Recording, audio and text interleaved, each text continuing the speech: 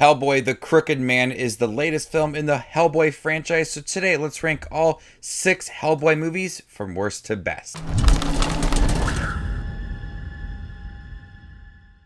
Hey everybody, my name is Justin here. I try to watch everything that hits theaters and on streaming services. If you guys are like me, go ahead and hit that subscribe button down below and click that bell notification for more up and coming content.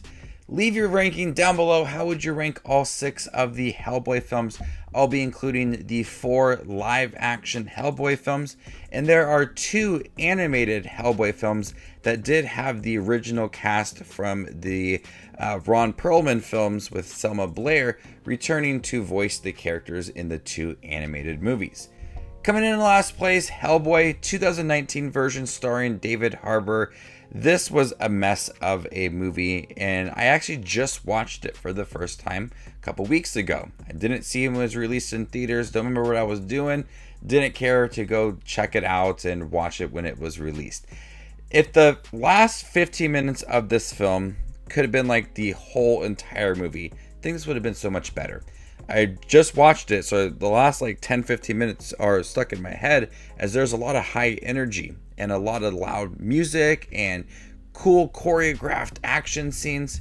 Everything else for the film is not like that. All of the action drags, it's not intense.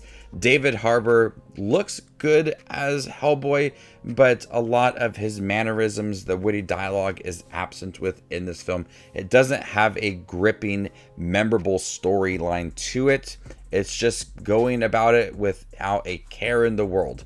There isn't much to latch onto in terms of the development for Hellboy and the big plot within this film. So I'm watching this film and just waiting for something exciting to happen, waiting for something original for Hellboy, something cool and just intense. And that does not happen within this movie. The last 10 minutes is there. I'm like, oh, this is a lot of fun, but I know it's coming to an end. So this movie, I heard a lot of bad things about it. It's not terrible, but it's not the best one, and easily a really disappointing viewing. Coming in 5th place, Hellboy the Crooked Man, the latest film.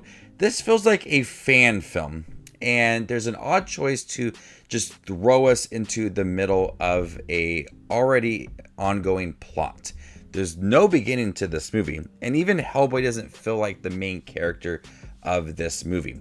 And we have a focus on Tom Farrell and this community of witches, the Crooked Man. And so we don't get a sense of development for Jack Kesy as Hellboy. I can't compare him too much to David Harbour or Ron Perlman because of that lack of development and screen time for him.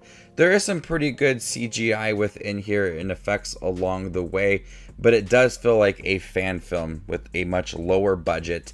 There isn't anything exciting about this movie or intense. It just kind of goes about it in a very slow manner. And it's more darker in nature compared to the David Harbour film and the Ron Perlman films with the storyline involving witches. There are some disturbing scenes along the way, and it tackles a much darker, more mature, more gothic storyline compared to these other movies. But I found myself bored a few times throughout this movie, and the choice to just kind of throw him in and not really explore so much of who Hellboy is and his origin was a bit of an odd choice. There was some discussion about him and his origin story, but that wasn't a focus of it. And Hellboy didn't even seem like a focus in his own movie, which was another odd choice within itself. Coming in 4th place, Hellboy Blood and Iron. The 2 animated Hellboy films look really cool. I was so happy to learn that Ron Perlman, Selma Blair, they returned to voice their characters in this animated movie. And the 2 animated films are very short, like less than an hour and 20 minutes. And they do feel very similar. So when it comes down to the placement for these animated movies, I guess it's just more of the preference for the story. As both animated films do feel like it's just a monster thrown every couple minutes for Hellboy to take on, and you have your storyline that's going throughout, but it's constantly going with all these monsters that they have to tackle. In this movie, Blood and Iron, Hellboy, Liz, and Abe are assigned to investigate a ghost-infested mansion. There they uncover a plot to resurrect a vampire. And so throughout this animated movie, you got ghosts and different vampires and things like that. Action scenes that go throughout this film. I liked having Ron Perlman again. Some of the storylines are pretty interesting. It would have been cool to see them in a live action form, but Ron Perlman is able to provide that personality to Hellboy, that witty dialogue, the frustration, him being bothered with by other people. I like Ron Perlman as Hellboy, and it was cool and a smart choice because you were able to bring in the fans of the original Hellboy movie into this new animated form. The animation looks great. It's not over exaggerated. The designs for the characters look pretty good compared to the graphic novels. The action's intense along the way. It's got a haunting vibe throughout. I enjoyed the movies. Coming in third place, Hellboy Sword of Storms. Like I said, I think the two animated movies are very similar. They're short. They have a lot of action. Ron Perlman's great, and you have monsters just thrown throughout the movie. But I do prefer the storyline for this movie more so than the other animated movie. A folklore professor becomes possessed by an ancient Japanese demon of thunder and lightning. There are some bigger moments when it comes to like a dragon and the Japanese lore with demons in here. It seems like there is more at stake and much more of an urgency for this one compared to the other animated movie. So that's where my preference lies, is the intensity behind this.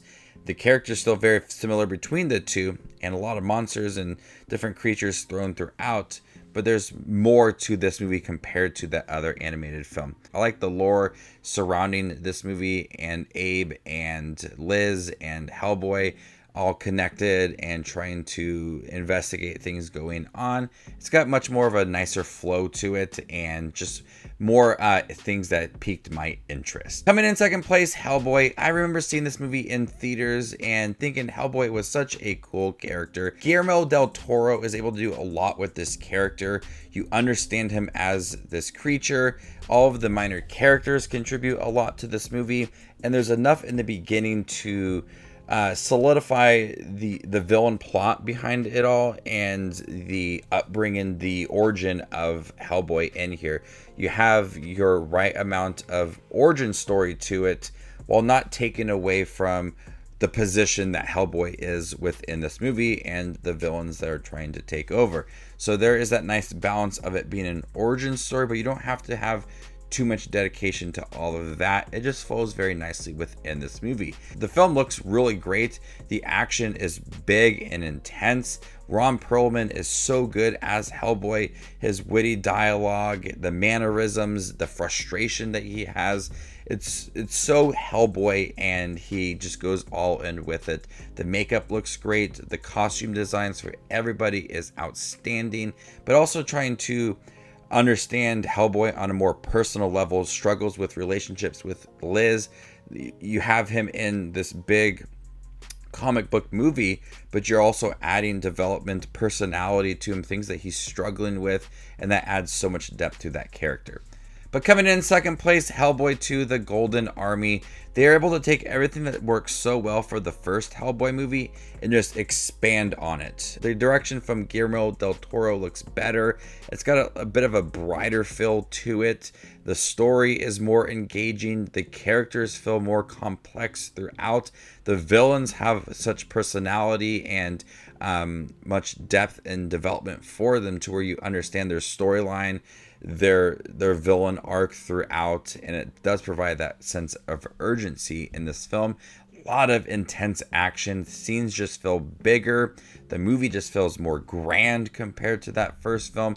I remember when that was released and seeing that in theaters and thinking, wow, it's so much better than that first film. And that first film was already really good. They were able to just do more with it, expand on the lore of Hellboy and the characters. The direction looks great. It's very polished. The second film is building more on the fantasy vibe to it, where that first film felt very sci-fi heavy. The second film is just able to capture that fantasy vibe to the characters and the villains. I like The Golden Army. The story's great, the action's good, the characters are more rounded out a second time.